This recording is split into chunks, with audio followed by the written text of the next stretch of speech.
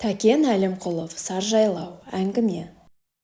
Ылдидан өрге қарай жаяу ілбеген Тәттімбет 3-4 жерде кідірістеп тыныстады. Анау-мынау тауға бергісіз Қарашоқы қособаның басына шыққанда ұзақ ентікті. Бейне дымқылшаң жұтқандай көкірегі ашып барады.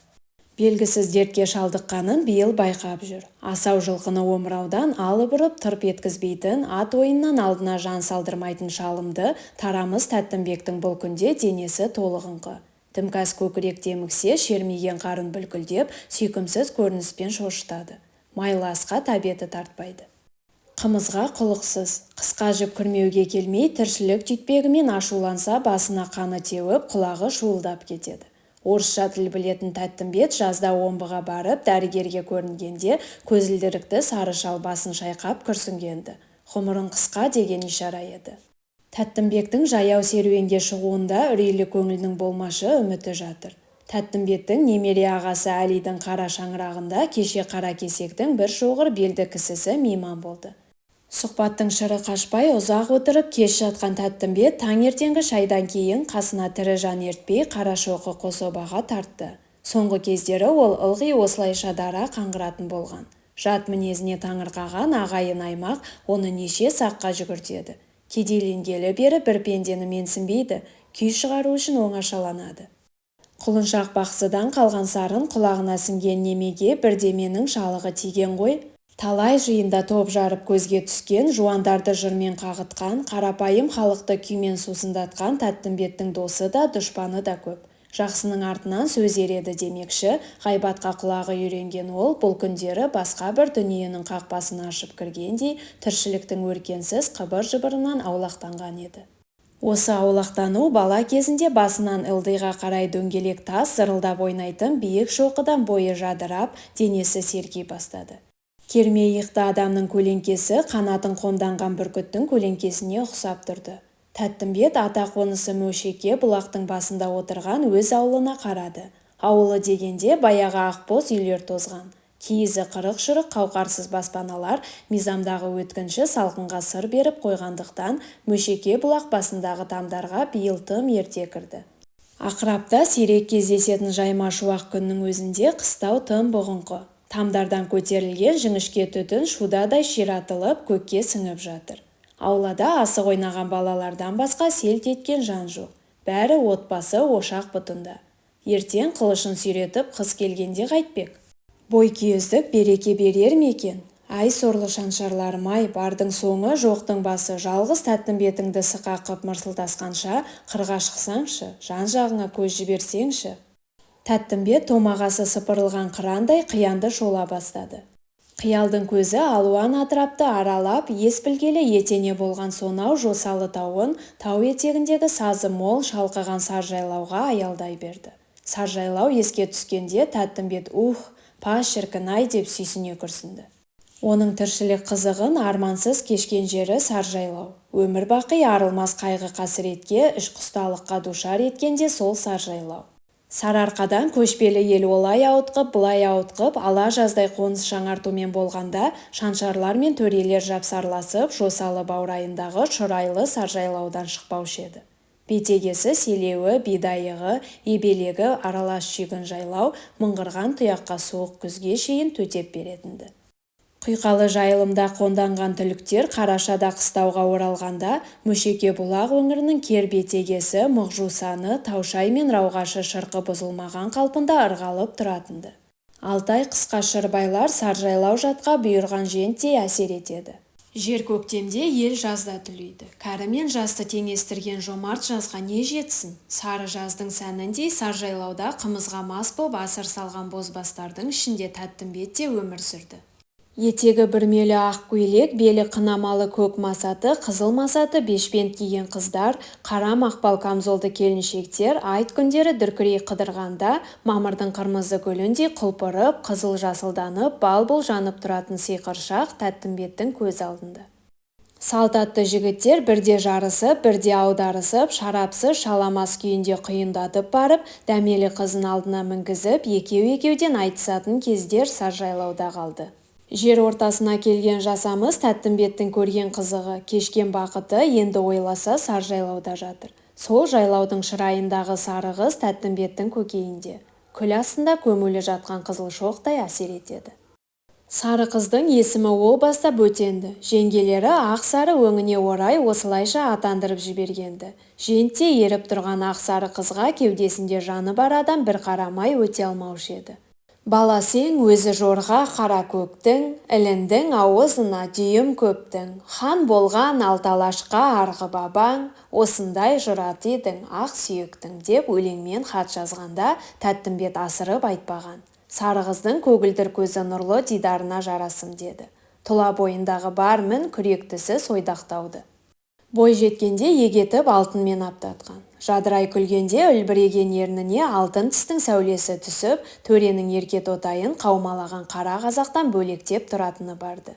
Сары қыздың сыңғырлаған күміс күлкісін естігенде Тәттімбет ертектегі әлемнің есігін ашып, Саф тауының алтын сарайын аралағандай әсерленуші еді.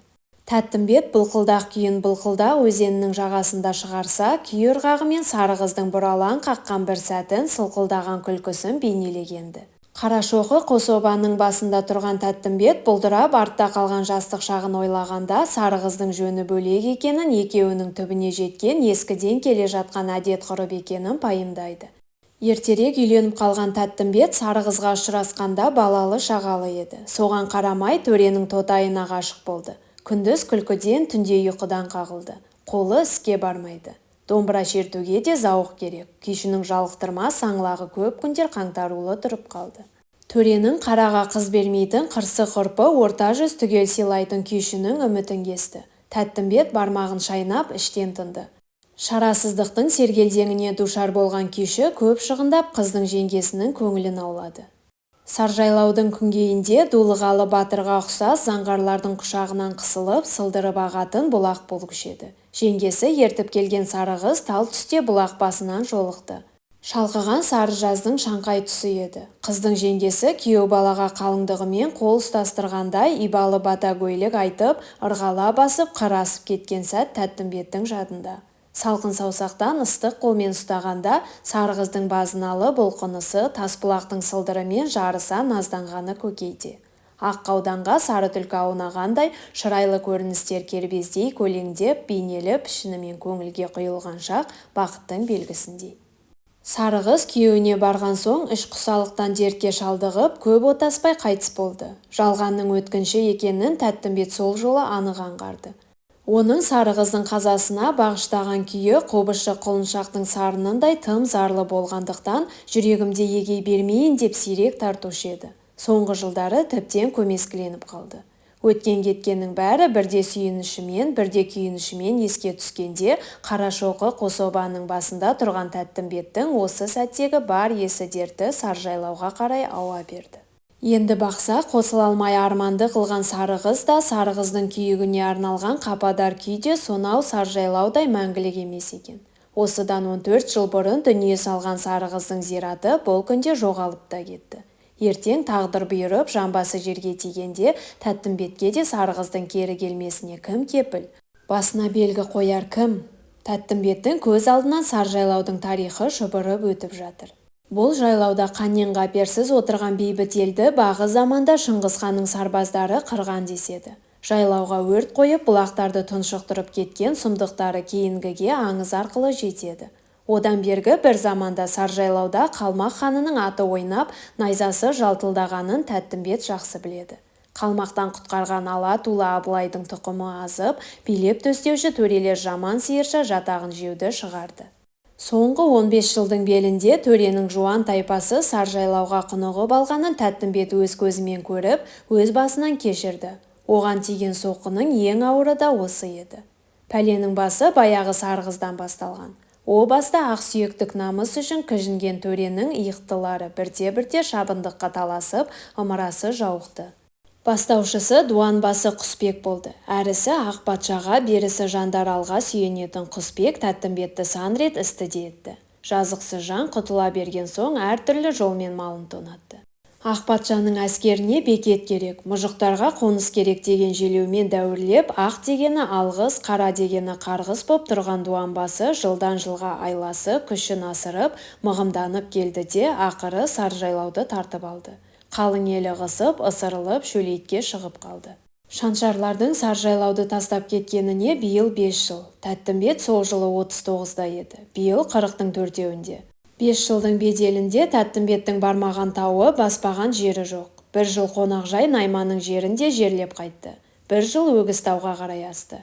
Әкімдер тізе көрсетіп, тартып алған Саржайлау Асан қайғының іздеген жерұйығындай ынтық қылды. Саржайлаудан кеткеннен кейін аз ғана түлікті қырсыға айналдырумен болды. Ұрланғаны ұрланды, өлгені өлді. Ақыры Тәттімбет кәдімгі қара табан кедейге айналды. Кедей Тәттімбеттің көкейін тесетін дауасыз арманы жауға ырыс Саржайлау. Тәттімбет тағы да жосалы жаққа көз тікті. Саржайлауда ала жазда иін тіресіп отыратын етекті ел еске түсті. Қайда жүрсе күйшінің шылауына оралып, қой сойып, құлды құрып тұратын сауықшыл ауылдар қайда? Табаныңның астында солқылдаған көк майса саздар қайда? Ат төбеліндей, әкім ат түгіндей қалың елді тоз-тоз қылды деуге сенгісі де келмейді. Сенбеске және амал жоқ. Мөшеке бұлақ басында бұйығып отырған 4-5 қораш үй мынау. Желден басқа ермегі болмай құлазып жатқан жесір жайлау анау. Көлеміне көз жетпесе де көңіл жетеді. Көңіл жеткен сайын табиғаттың ұланы жабыға түседі. Кір жуып, кіндік кескен жердің қадірін ойлы сәтте жақсы түйсінеді. Тәуелсіз дәулеті бар әкенің арқасында Тәттімбет еркін өсті. Бой бағып бұландады. Тікте шалқақ денесіне қонымды сәнді киім киініп, кербез балады атанды. Сарыарқаның дертке шипа ауасын жұтып, қарқаралы жондарының тамыр дәрідей қуатты шүйгініне семірген жылқының етін жеп сүтін ішкен Тәттімбет өнерге ерте бой ұрды. Ол аяғын апыл-тапыл басқаннан-ақ түзге талпынып, табиғатпен сырлас мұңдас болды. Қарасор қарағайының шуылы, қара кемер желінің өлі, шідерлі өзенінің сарыны болашақ күйшінің құлағына құйылды. Тәкаппар болмысқа арқаның ақ бораны, қара дауылы, көк нөсері ертесіңді.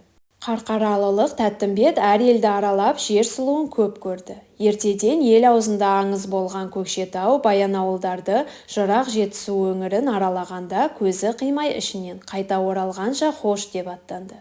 Орынбор, Мәскеу, Петербургқа сапар шеккенде жол жөнекей сыңсыған орманға, жайқалған шалғынға сүйсінді.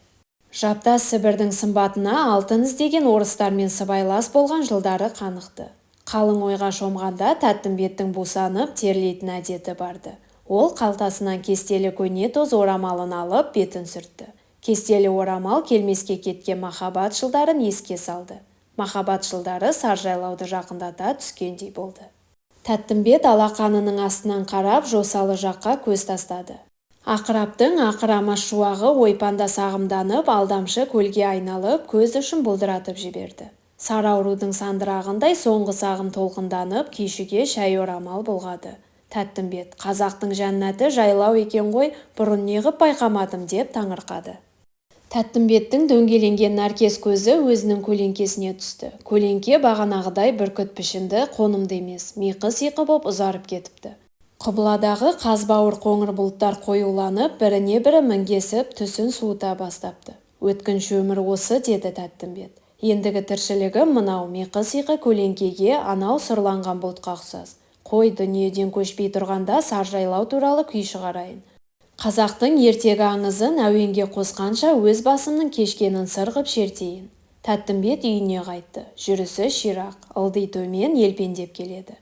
Көкірегі күмбірлеп күйге толып бара жатқандай. Бұл ауылда Тәттімбеттің үйінен басқа үйде аспалы шам жоқ. Кілең сығырайған жетім шырағдан. Тамның ішіне от жағып жарық қылатындар да бар. Сырлаяқтың сыры кетсе де сыны кетпес дегендейін Тәттімбеттің құттыханасы сәулелі шамнан қол үзген жоқ. Сәуле мол түскен шағын бөлменің іші жарық. Төрде көне тоз батсайы көрпенің үстінде Тәттімбет домбыра шертіп отыр. Әуелі 9 тарау Қосбасардың 2-3 тарауын шертіп шықты. Оның жанын жалықтырмайтыны осы Қосбасардың 4-ші тарау еді. Соны тартқанда неге екені белгісіз, саусақтары жүрмей жолдан жырыла қашатын асаудай басқа дыбыстарға қарай бұрып әкете берді. Енді басқа тыңнан туашақ Саржайлау төркіні тым әрідегі Қосбасарларға тіпті де ұқсамауы керек екен. Теріс қақпайлар жүйіткіген дыбыс бермей күрмелген керен ауырғақтарға бастайды. Тәттімбеттің қолының жүрмеуі сондықтан екен. Ол жаңа күйін бір ұқсаса көкейкестілерге ұқсар. Бірақ бұнда өкініштен гөрі сағыныштың ләззаты басым болуға тиіс деп бір қойды. Бейнелі қияда жіңішке мойын қызыл күрең домбыраның сезімтал қалағын сыртылдатып ұзақ шертті. Тәттімбеттің көз алдынан бүкіл өмірі шұбырып өтті. 20 жасында сылқылдақты сылқылдатып, ақбоз жорғасына би-билетіп, Жандаралдан мақтау қағаз алғанда, одан бері аузы алты қарыс аға сұлтан Құнанбайды басынып, әкесінің асына тасырлатып нөкермен барғанда, Қарқаралы Семейде талай азаматты тордан құтқарғанда, жазықсы жапа көрген жетім жесірге болысқанда, ел ішінде қарақылды қақ жарар қазы атанғанда, күндердің күнінде кемшілікті ат төбеліндей төреден көрермін, самал Саржайлаудан қуылам деп жорыған беді. Тәттімбеттің көзіне тағы да Саржайлау елестеді. Қанша жұтсаң тойғызбайтын қоңыр самал, шалғайды ойнаған көк сағым, сылқылдаған бұлақ, сыбдырлаған құрақ, тәжікелескен жігіт желең мен қыз келіншек жүйрік көңілде сиқырлы суреттер туғызды. Тәттімбет Дариға деп тұншыға күрсінді. Аспалы шамның сәулесі тағы да Саржайлауды елестетті. Жаңа шыққан күндей дөңгеленген сары сәуле сағынышты сезімге баурады. Сиқыр сәуле бір ауық алтын тісі күлімдеген сары қызға ұқсады. Бір ауық сары қауданды еске түсірді. Дүниенің қызығы мен қызғанышы Саржайлау боп елестеді. Тәттімбет өмір бақи іздеген жоғын тапқандай жеңсік сезімнің үстінде. Іші уылжып барады. Үлкен жүрегі лүпілдеп, танауы ақ бөкеннің танауындай желбірейді. Денесінде қызыну бар. Бір кезде ол, ау мен қоңыр күзде отырмын ғой дейді. Сол-солақ тәтті қиялы уыттана бастайды. Өзін белгісізге босқан елдің орнын сипап қалған жолаушыдай сезінеді. Арқасы шымырлайды. Енді ойласа Саржайлаудың өзі өзгеріп тұрады екен. Тәттімбет ертең атқа мініп барса, кешегі жәннат бүгін тозақтай қарсы алмақ. Теріс үйреткендей сұрықсыз түзде үйректер орнына қарғалар қарқылдамақ. Қошақандар орнына борсықтар домаланбақ. Жаныңды желпитін ақ желең желдің орнына қара жел қаңбақ қумақ. Қара суық қараша бір қырқаның астында, одан әрі желтоқсан, одан әрі қақаған ақпан тоқпан, одан әрі жаңбырлы наурыз, одан әрі құбылмалы көктем. Сарғайып жатқан сары жазға шейін қанша заман. Уақыттың уанышы алыс екен ғой. Тәттімбет сары жазды Саржайлауды сағынады. Жазының санына көзі жетпесе, жалауының саны көкейде. Шіркін дүние-ай, бұл өңірден талай тәттімбеттер өтер, сансыз ұрпақ сапырылысар. Сонда Саржайлау түк көрмегендей болып, сағымға шомылып, манаурап жатады-ау. Төсінде асыр салған кешегі бөбегін, бүгінгі арманшыл азаматын ұмытады-ау. Тәттімбетті қызғаныш сезімі баурай бастады. Ақ сұр реңі тотығып кетті. Балға қосылған уды ішкендей уылжыған іші өртеніп барады. Ғаламдағы қимасын кейінгіге қиғысы келмей, қазақтың жәннаты Саржайлау менің меншігімде қалуға тиіс деп өршеленеді. Басы жұмыр пенденің өзімшілігі әбден асқынды. Тәттімбеттің ендігі күйі Саржайлау атанады. Осы күнге шейінгі тұщылы ашылы тіршіліктен алған әсері, түйсінген түйсігі Саржайлауға құйылады. Кеш бойындағы шәркес сезімнен шаршаған күйші ащы шай ішіп тыңайды. Әлденген шақта арқасы жыбырлауды шығарды. Алшақ кеудесі ашылып, тынысы кеңейіп, басы жаңғырығып кетті. Асқынған сезімдер көкірекке булыққан дүмбір ұялата бастады. Сонау сылқылдақ бұлқылдақтардан басталған оның күйлері біріне бірі тетелес, тектесті. Ішінара бұралқылығы бар теріс қақпай, қосбасарларды қоспағанда көбінесе оңқай шертілетін көкей кестінің тоғыз тарауы бір-біріне қоянның көжегіндей ұқсайды. Сарындас, ырғақтас, мұндас, сырлас тараулардың саусақтың шертісі мен басысына қарай өзгеретіні күйшінің өзіне анық. Енді соның баршасына жолай тұра, баршасынан бөлектенетін тың күйді армандады. Орамал бұлғаған бой жеткендер, қара жамылған қатындар өкінген талай бейнеленіп еді ғой, енді Саржайлаудың өзін әуенге қосайын деп түйді. Оның сезінуінше Саржайлауды сағынған сарын ересен күйлі лепті болуға керек. Жүйріктей жүйткіп, жорғадай тайпалатын ырғақтардан құралсын. Көңілдің көрікті әні құлақ құрышын қандырып, жүрек қылын шертерлік сиқыр сазға ұласын. Түйсігі барлар түсінерлік шалқыған, сыңсыған арман тілі домбыраның шанағынан сайрасын. Алыс ойға шомғанда көзін жұматын дағдысы барды. Сол жолы да сол дағдыға басты. Саржайлаудың барлық сипатын қиялдан өткізді. Сылдыраған бұлақтар, сыңғырлаған шолпылары еске салды. Төрт аяғын тең баса тайпалған жорғалар, жел жетпес жүйріктер туа шығырғақ ретінде бой көрсетті. Жайлаудағы желпінген самал, ескен жел, ұйытқыған құйын сан ықылым суреттер туғызды. Болашақ күй сарыарқаның үстінен бұралаңдап ұшқан жібек орамалға ұқсап тұрды. Махаббаттың орамалын қуашақ күйші боп күте бусанды.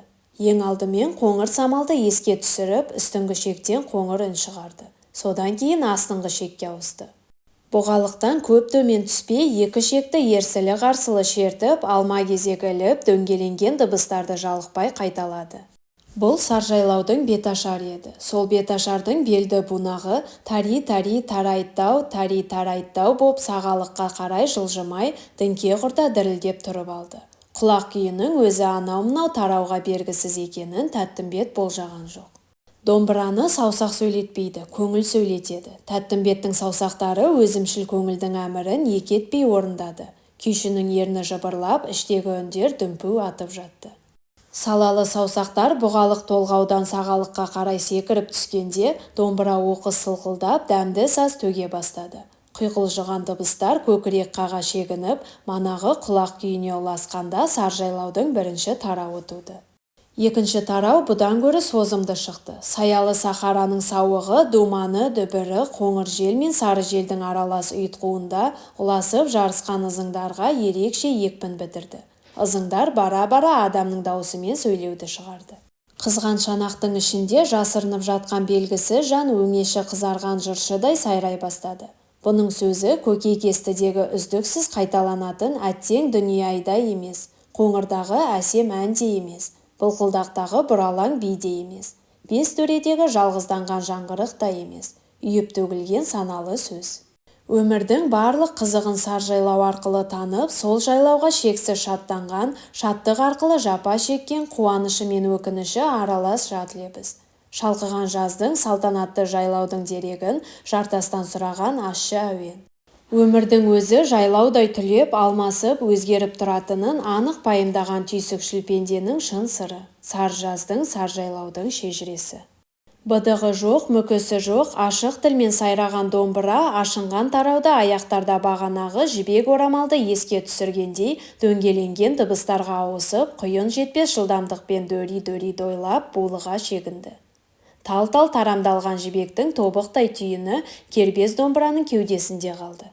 Жайшылықта әлденеше күнді ұтатын сыршыл, күрделі күй осылайша бір кеште дүниеге келді. Күні бойғы сейіл, сүйсініс, күйініш, торығыс, үміт, наз, нала домбыра тілінің түйсікшіл шежіресіне айналды. Тәттімбет күй шежіресі аяқталмағандай сезінді. Күздің ұзақ түнін дөңбекшумен өткізді. Баяғыдан бері шығарған күйлерін місе тұтпай саржайлауға ынтығады. Төреге, тотайға, жорғаға арнаған күйлері баянсыз дүниедей. Осының сырын енді ойласа, Тәттімбет ол кездерде бір пендеден кемшілік көрмеген екен. Орта жүз түгел еркелеткен күйші, аузы алты қарыс Алшынбайдың текті бөлтірігі қатарынан қара үзген, қара тіл, кешегі болыс, өнерді шерден іздемей сұлулықтан іздегенін осы сәттерде айқын түсінеді. Бір есептен оның сырқатқа шалдыққаны жақсы болған. Өлімді ойламаған адам терең өнер тудыра алмайды. Бір есептен көз алдындағыдан басқаны көрмейтін басырлардың саржайлауды тартып алғаны пайда болған. Туған жер үшін күйзелмеген адамның өмірі кейінгі ұрпаққа жалғаспайды. Саржайлаудың шежіресін өлеңмен шерту ақын Тәттімбеттің қолынан келмейді. Тілі қысқа, көкейі ұзын Тәттімбет артқыға деген аманатын күйге тапсыруға міндетті. Сайып келгенде оның атағын шығарған да осы күй. Шонжарлардың қыңбайтын қуатты қағаз, жандаралдың мөрлі таңбасын алып бергенде осы күй. 20 жасында шығарған сылқылдақ. Үзілмес дәріпті көкейдің көксеуінен, жүректің мұңынан іздеген Тәттімбетті бір ауық пендешілік сезімі билейді. Өткен күннің астамшылығы мен тәкаппарлығы жуан рудан шыққан Тәттімбет Қазанғаповты насаттандырады. Талай болысты, шынжыр балақ шұбар төсті, өзің не оттап отырсың деп тежеп еді-ау. Күйі кеш күйдің өзінде ол жайын тойда менсінбеген домбырашының сағын сындырып, қисық ағашты тезге салып еді-ау. Желікшіл отауда түйсікшіл тотайға домбыра тоғыттырып еді-ау. Найманның маңдай алды бой жеткенмен ерегіскенде қос шекті башаймен шертіп еді-ау.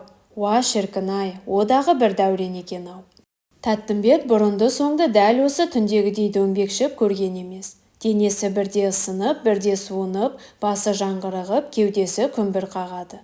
Ыстық құйындай ұйтқыған күй қашқан түлкінің құйрығындай бұлаңдап қармауға ілінбейді. Миы әлі де ұзарта сиқырландыра түстеп жыбырлайды. Екінші бір бунақтың қайырмасына келгенде тысырлаған жаңбыр құлағына шалынғандай болады. Тәттімбет, енді білдім, жөркемдей шалып тысырлатып жіберу керек екен деп нобайлайды. Таң жуықтағанда ол, маған не көрінді, ақырамаш күйім осы болмаса игі еді деп оң жамбасына аунап түсті. Сәлден кейін, болса болсын, дәулетті де мансапты да көрдік қой, артымда салдай шалқыған, қыздай сыңсыған саржайлауым қалсын деді. Сол-ақ екен, саржайлау күйі кеудесіне қайтадан күмбірлей бастады. Шекшер тістері мен перне басыстары көз алдына келді. Беташарда шынтақты көбірек пайдалану керек екен деп бір қойды. Артынша ләззаты мен мұңы бірдей әсем күй осы болар білем деп түйді. Ол ұлы сәскеде оянды. Домбыраны қайтадан толғады. Түні бойы ойлаған өзгерістерін түгел енгізді. Дудамал бұралаң бұлтарыстарды, иірімдерді, қайырымдарды пысықтай келгенде қисынды құбылыстар, кербес келісімдер, лала лебіздер төгіліп кетті. Жайлаудың кеңдігімен, жаздың ұзақтығымен салыстырғанда күй әлі де келте жатыр. Тәттімбет, негізгі тарауды қайталар алдында тыңнан қысқа бір тармақ қосу жөн екен деген байламға келді. Ортаншы тармақ шаңқай түсте қосылды.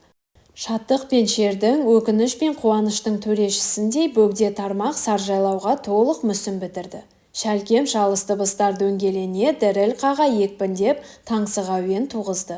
Ең әсерлі тұсы тарайттайлап төрт тағандап текірек қағып тұрып алды. Екі шек егіз лебіз қосты. Жуан дыбыстар мен жіңішке дыбыстар жымдасып, дүрліге құлдилағанда көкей ғажар кербез оралым пайда болды. Қанша тыңдасаң құлақ құрышын қанбайтын, қанша қауышсаң мауқын басылмайтын оралым еді. Шерліге шаттық, шадыманға мұң бітіретін назды да налалы тармақты пысықтағанда күйші, кейінгілер нәшіне келтіре алар мекен деп күдіктенді. Әңгіменің соңы. Достар, әңгімені соңына дейін тыңдап, лайк басып, пікір қалдырып, әдеби арнаның дамуына үлес қоса отыруларыңызды сұраймын. Келесі кездескенше күндеріңіз сәтті болсын. Сау болыңыздар.